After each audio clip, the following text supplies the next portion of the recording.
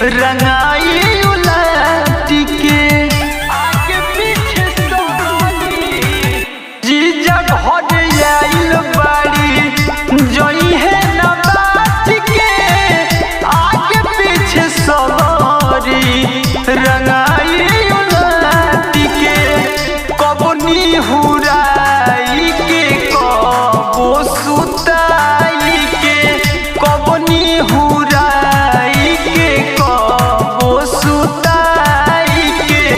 जो बन रंगाई पूछी पूछियो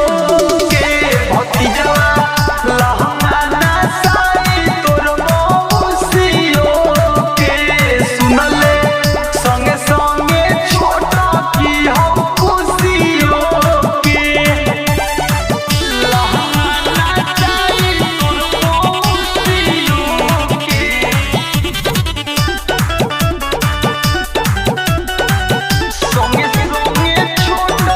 हक बाटे आधा दादा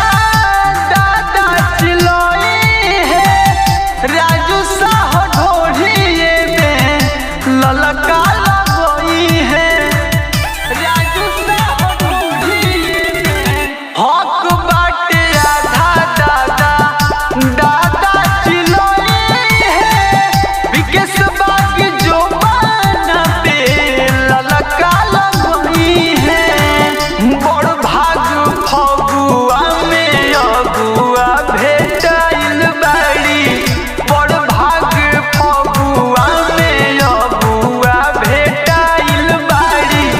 जाए ना देबो हमर रुसियो के भतीजा